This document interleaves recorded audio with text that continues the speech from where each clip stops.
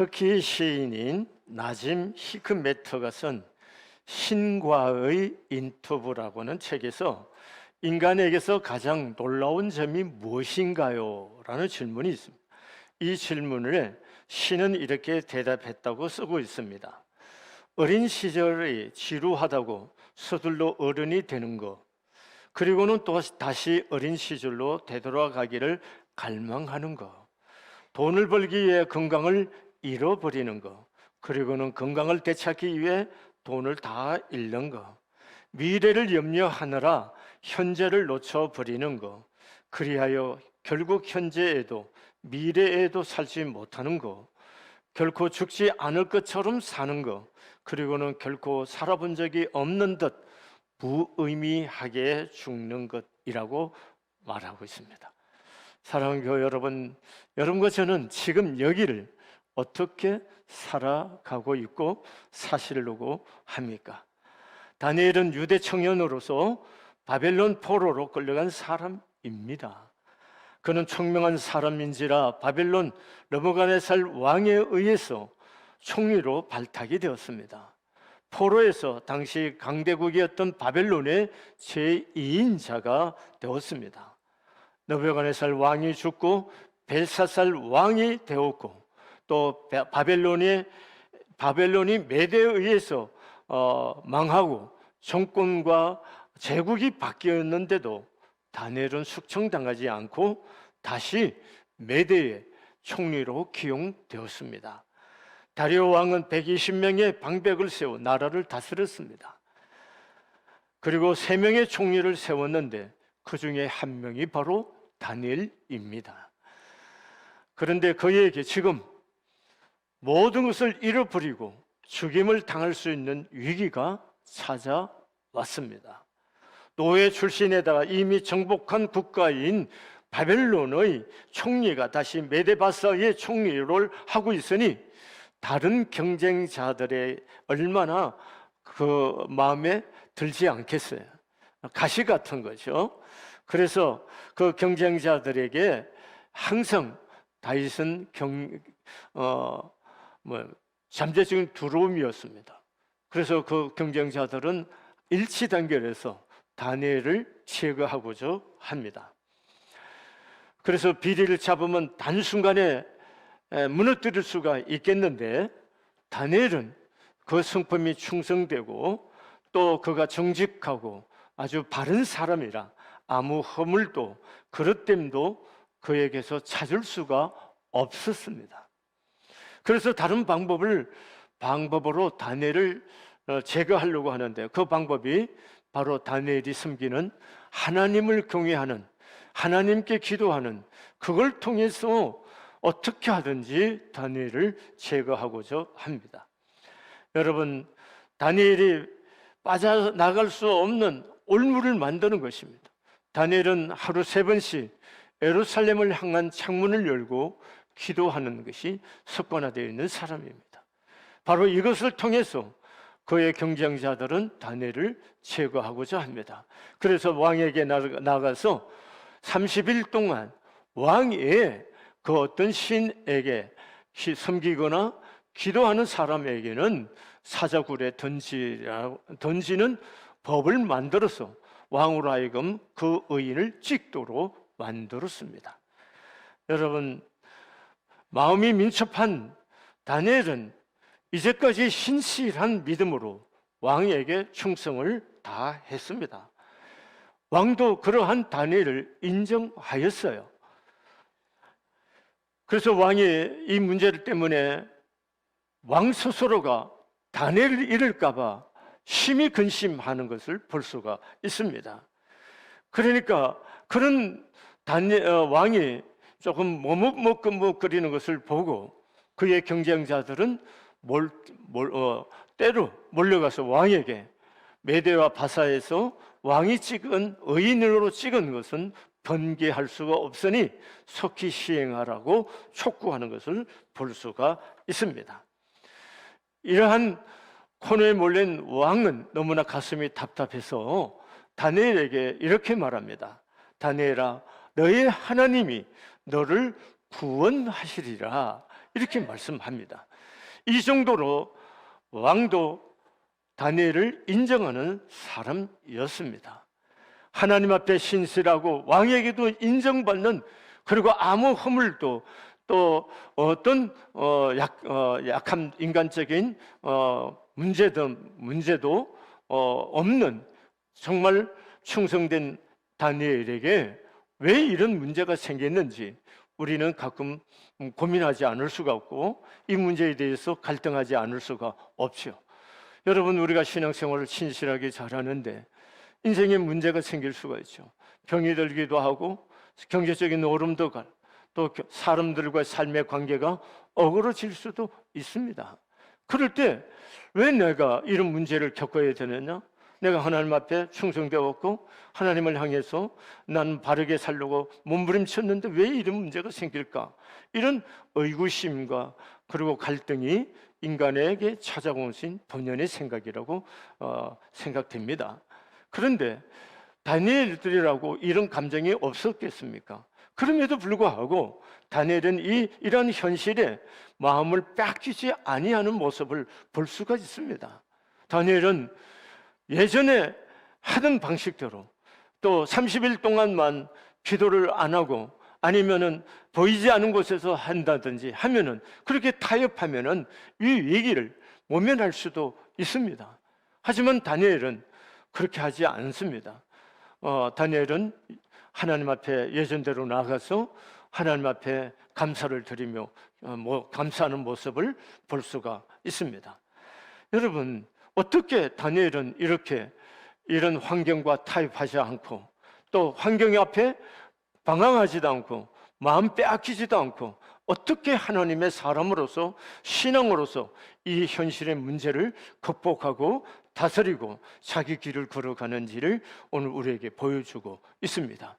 그 비결이 뭐냐? 첫째가 다니엘에게는 하나님의 주권에 대한 확실한 믿음을 가지고 있었다는 거예요. 하나님의 주권, 하나님이 모든 것의 주인이시다는 겁니다. 그래서 오늘 본문 10절에 보면 다니엘이 이 조세의 왕의 도장에 찍힌 것을 알고도 자기 집에 돌아가서는 윗방에 올라가 예루살렘으로 향한 창문을 열고 전에 하던 대로 하루 3번씩 무릎 꿇고 기도하며 그의 하나님께 감사하였더라, 이렇게 말하고 있습니다. 예루살렘을 향해 창문을 열고 기도합니다. 문을 닫고 기도할 수도 있잖아요. 지하실에 가서도 기도할 수 있잖아요. 그럼에도 불구하고 왜 이렇게 하느냐는 거예요. 그것은 하나님이 주인이시다, 하나님의 주권을 인정하고 그 하나님께서 앞으로 이 일을 통해서 어떤 일들을 이루어 가실 것인가에 대해서 하나님께 전적으로 맡기는 것을 볼 수가 있습니다. 여러분, 수긍할 수도 있고 타협할 수도 있어요. 그렇지만 그건 하나님이 하신 일을 볼 수가 없는 거죠. 예전대로 함요를 통해서 하나님, 그분이 어떻게 이 사건과 일 속에서 그분의 일을 행하실 건가에 대해서 확실한 믿음을 갖고 있다는 겁니다. 하나님 죽은 자의 하나님이 아니고 산 자의 하나님이시고 하나님이 모든 것의 주관자이시다는 것입니다. 다니엘서 2장 21절의 말씀에 보면은 그는 때와 계절을 바꾸시며 왕들을 폐하시고 왕들을 세우시며 지혜자에게 지혜를 주시고 총명한 자에게 지식을 주시는도다, 이렇게 말합니다. 하나님이 어떤 분이냐? 때와 계절을 바꾸시는 분이라는 거죠. 왕들을 세우기도 하고 폐하기도 한다. 누구 손에 있다는 겁니까? 다 하나님의 손에 있다는 겁니다. 이런 믿음의 사람이었고 그의 신앙 경험을 통했을 때 하나님 살아계신다, 하나님이 세우시는 거다. 여러분, 느부갓네살 왕으로 하여금 덜짐승처럼 머리에서 정신이 혼미하고 나가서 덜짐승처럼 살기도 하시고 그에게 또 새 정신을 줘서 다시 돌아와서 왕권을 회복시키기도 하시는 그런 하나님의 손길을 그는 보았습니다.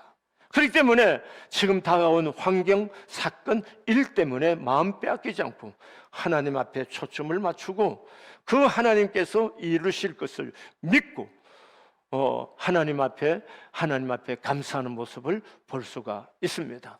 여러분, 신앙이라는 게 도대체 뭔가요? 신앙은 하나님이 주인이시다는 거예요. 하나님이 모든 역사의 주인이시고 사람을 세우시기도 하고 폐하시기도 하신 분이시다는 거죠.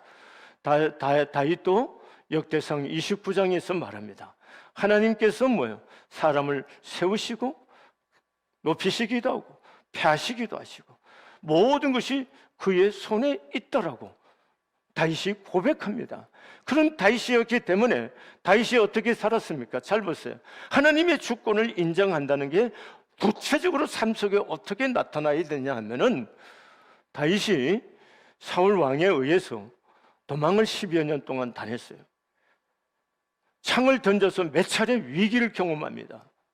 그 창에 맞으면 죽는 거예요. 그런 죽음에서 하나님이 건져주신 것을 체험합니다. 그런데 엔게디 동굴에 숨어 있는데 사울이 그 동굴에 뒤를 보기 위해서 왔어요. 신하들이 말합니다. 하나님께서 주신 아주 절호의 찬스입니다. 어느 누구도 왕이 사울을 우리 주권자가 다윗 사울을 해왔다고 해서 이 일을 제기할 사람 없습니다. 하나님 주신 기회입니다 라고 충동질을 했습니다. 그래서 다윗이 정표를 남기기 위해서 사울의 옷을 가만히 베어옵니다. 그런데 그 옷자락 벤 것만으로도 마음이 찔려서 합니다. 어떻게 고백하느냐 보세요. 그는 뭐예요? 하나님이 기름 부어 세운 종이라는 겁니다. 뭘 인정하십니까? 그와 나 1대1로 생각하는 것이 아니고 하나님, 내가 믿는 그 하나님이 이분을 기름 부어 세웠던, 이분을 주권자로 권위자로 세웠다는 거예요. 그래서 그 하나님을 두려워하기 때문에 그의 옷자락 뱀만으로도 마음에 아파하는 모습을 볼 수가 있습니다. 이게 뭡니까? 하나님의 주권을 인정하는 신앙의 삶인 겁니다. 그뿐입니까? 압살롬에 의해서 반란이 일어났을 때 다윗이 맨발로 도망을 친 아주 다급한 삶을 경험합니다. 많은 사람이 다윗을 조롱합니다. 이제 하나님이 다윗을 떠났다, 이렇게 백성들이 생각합니다. 그런데 사울 집안에 속한 시므이라는 사람이 나와서 다윗을 향해 티끌을 날리면서 저주를 퍼붓기 시작합니다. 그때 아비새라고 하는 장군이 저 개만도 못한 놈을 내가 가서 당장 목을 따겠다고 했어요. 그러니까 다윗이 그에게 말합니다. 하나님께서 저로 하여금 나 다윗을 저주하라고 한지 네가 어떻게 아냐? 저의 저주로 하나님께서 내게 도리어 복을 주실 것이다. 그러면서 그의 저주를 하나님께서 명하여서 하라고 했다고 받아들이고 그에게 공격하지 않는 다윗의 모습을 볼 수 있습니다. 이게 하나님의 주권을 인정하는 삶입니다. 여러분, 이게 얼마나 중요합니까? 우리 신앙이 불완전해서 그렇게 다윗만큼 또 다니엘만큼 미치지 못할 수가 있습니다. 예, 그렇습니다. 우리 모두가 약하기 때문에 또 인간적으로 칵 반응할 때가 있습니다. 그렇지만 그건 짧아야 되는 거고 속히 돌이켜 회개하고 하나님의 주권에 맡기는 것이 여러분과 저희의 신앙이어야 된다는 겁니다. 만약에 이런 신앙이 아니라면은 그가 목사이든 그가 장로이든 그게 뭔 의미가 있습니까? 아무 의미, 그리스도의 신앙과 아무 의미가 없다는 겁니다. 철저하게 하나님의 주권을 인정하고 그 주권 앞에 다스림을 받는 신앙일 때만이 그가 그럼에도 불구하고 환경에 마음 빼앗기지 않고 하나님을 향해서 감사할 수 있게 될 줄로 믿습니다. 두 번째는 다윗이 그럼에도 불구하고 환경에 마음 빼앗기지 않고 감사할 수 있는 이유는 기도하는 것이었습니다. 여러분, 오늘 성경 10절 말씀에 보면은 전에 하던 대로 하루 3번씩 무릎을 꿇고 기도하며 그의 하나님께 감사하였더라, 이렇게 말합니다. 뭐 하던 대로요? 뭐 하던 대로? 전에 하던 대로. 어쩌다 위급한 상황이 만나서 이거 기도 안 하면 안 돼. 그러면 들어왔어. 나 벌벌 떨어서. 그래서 기도한 것이 아니고 전에 하던 대로 계속적으로 기도해 왔어요. 하루에 몇 번씩요? 3번씩. 계속적으로 기도해 오던 그대로를 얘기합니다. 여러분, 다윗이 지금 멍청해 갖고 지금 자기에게 일어난 사건을 모르는 거 아닙니다. 왕의 의인이 지킨 거 모르는 것도 아닙니다. 이렇게 하면은 사자굴에 던져진다는 것을 모르는 것이 아닙니다. 다 알고도 라고 말합니다. 알고도 전에 하던 대로 기도하며 하나님께 감사했다는 것입니다. 사랑하는 교회 여러분, 기도가 신앙생활의 습관이 되지 않으면 신앙은요 그렇게 건강하게 유지될 수가 없습니다. 여러분, 정말 하나님의 주권을 인정하십니까? 그걸 믿습니까? 그렇다면 우리의 신앙생활이 뭘로 나타나야 돼요? 기도로 나타나야 되는 거예요. 주권자 대신, 주인 대신 하나님께 물어야 되는 거고, 그분께 우리가 기도하는 걸로 우리의 신앙이 고백되어져야 된다는 것입니다. 사랑하는 교회 여러분, 여러분이 매일 새벽마다 주의 전에 나와서 기도하지 못한다 해서 기도 생활 안 한다 이렇게 생각하지 마시고, 여러분들이 걸어가면서도 끊임없이 여러분의 삶 속에 일어나는 크고 작은 모든 일들을 하나님과 이야기를 나누세요. 그게 기도입니다. 기도가 뭡니까? 대화입니다. 대화. 그리고 묻는 거예요. 하나님께 묻는 거예요. 그리고 일상을 얘기를 알려드리는 거고, 이렇게 마음이 드는데 하나님은 어떻게 할까요? 이렇게 하는 거예요. 기도입니다. 여러분이 새벽 기도 안 할까요? 난 기도 안 하는 사람이에요. 이런 생각을 버리란 말이에요.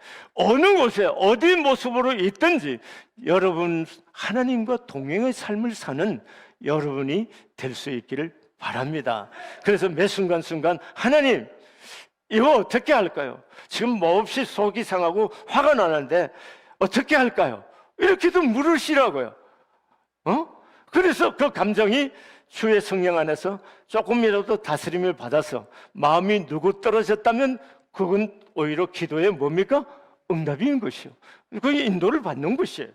여러분과 제가 신앙생활은 뭘로 나타내요? 기도다. 기도는 습관화되지 않으면 기도가 되지 않습니다.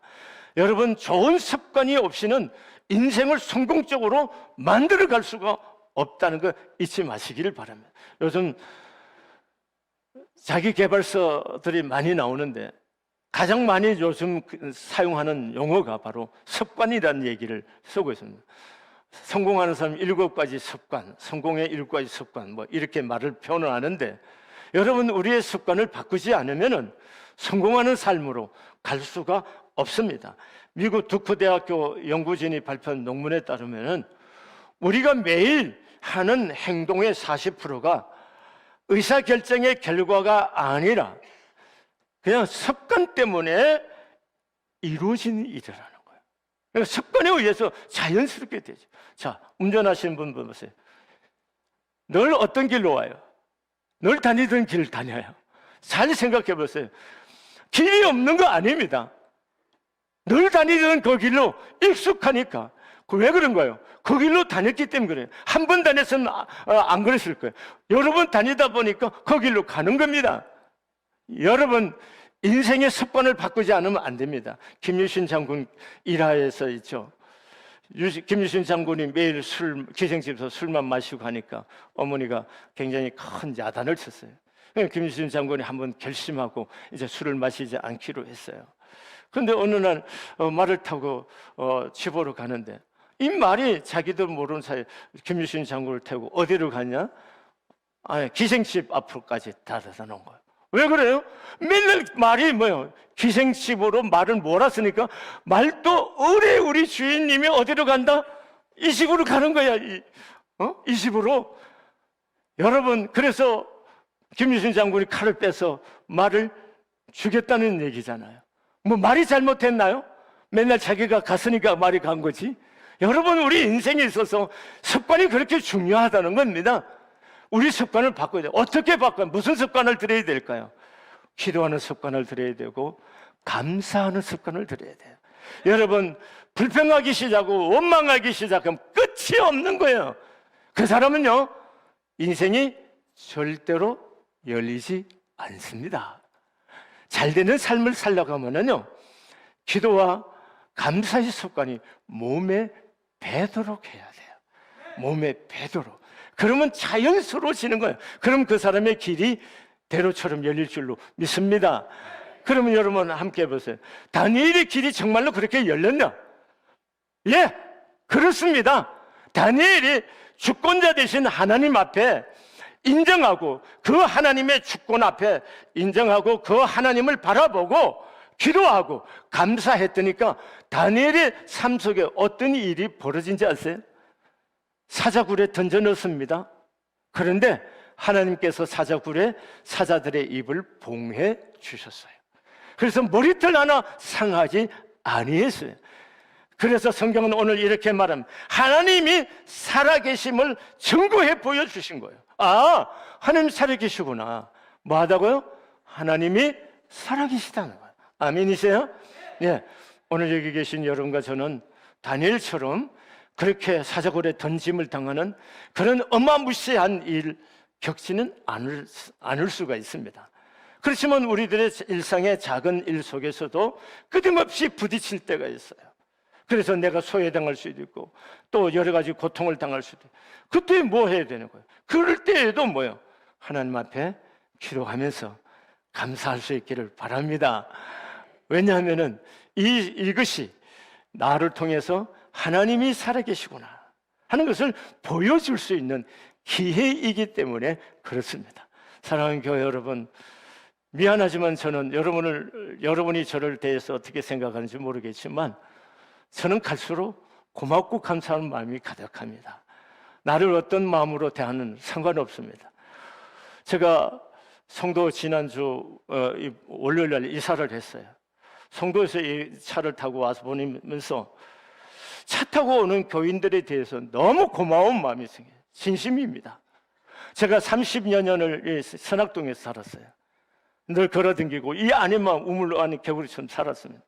그러다가 차를 타고 와보니까 시간을 맞춰서 아침에 준비해서 교인들이 온다는 것이 너무 고마운 거예요. 너무 감사하고, 여러분 그 작은 것 속에서도 깨달음이 생기는 거예요. 너무 감사하다. 이제까지 교인들이 불평하지 않고 차를 타고도 교회 와준 이 일이 너무 고마워, 감사하고, 그래서 앞으로도 저도 여러분과 여러분을 향해서, 교회를 향해서 끊임없이 지극히 작은 것 하나라도 놓치지 않고 감사하면서 살아야겠다 다짐하고 또 다짐해 보는 거예요. 그래서 내 마음이 순간순간 흐트러지지 않도록 연고러지고 또 연고러져서 이것이 내 삶 속에 뭐가 되게 체질화될 수 있도록 해야겠다, 이런 결심을 하는 겁니다. 또한 여러분, 다니엘이 하나님 앞에 그렇게 살았을 때 하나님이 살아계신 뿐만 증거할 뿐만 아니라 영광을 받았습니다.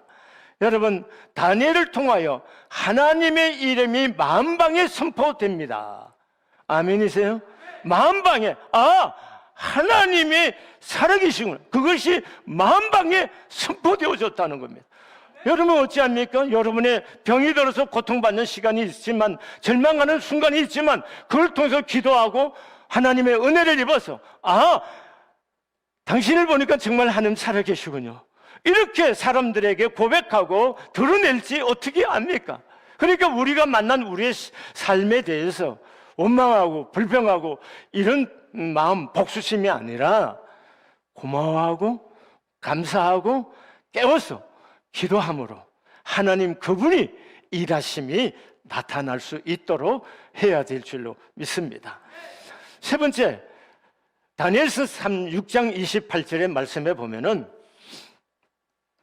이 다니엘이 다리오 왕의 시대와 바사 사람 고레스 왕의 시대에 형통하였더라. 아멘. 뭐 하였더라? 형통하였더라. 여러분, 하나님은 살아계십니다. 여러분과 제가 믿음으로 살고 하나님 앞에 정말로 신실하게 하나님을 향해 살았는데 하나님께서 여러분들의 삶을 어거뜨리고 여러분의 자손들에게 어그러지게 하겠습니까? 저는 그렇지 않다고 생각합니다. 저는 그 믿음으로 산 모두를 살아내 보려고 합니다.